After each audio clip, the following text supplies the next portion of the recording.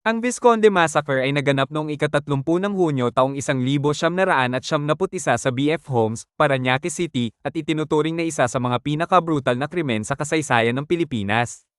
Tatlong miyembro ng pamilyang Visconde ang walang awang pinaslang, si Estrelita Visconde, 47 taong gulang, na pinagsasaksak ng 13 beses, si Carmela Visconde, 18 taong gulang, na ginahasa at sinaksak ng 17 beses, at si Jennifer Visconde, 7 taong gulang, na sinaksak ng 19 na beses. Si Loro Visconde, padre de pamilya, ay nasa Estados Unidos nang mangyari ang trahedya, at bumalik siya sa Pilipinas na wasak ang puso sa natuklasang sinapit ng kanyang pamilya. Matagal na walang malinaw na lead ang mga investigador hanggang noong 1995 nang mad-awit si Hubert Webb, anak ng dating senador na si Freddie Webb, kasama ang ilang akusado na sina Antonio Lojano, Michael Gatchalian, Miguel Rodriguez, Peter Estrada, at Gerardo Bayong, isang pulis. Nahatulan sila ng reclusion perpetua noong taong 2000, ngunit iginiit ni Webb na nasa Estados Unidos siya nang mangyari ang krimen at nagbigay ng mga dokumento bilang ebidensya.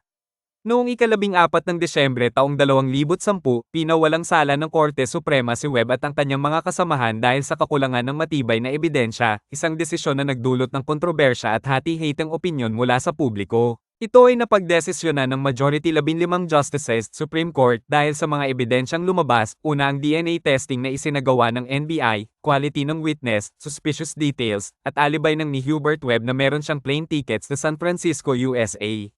Dahil dito sa mga ebidensyang ito, ay napawalang bisa ang mga naging suspect sa Visconde Massacre.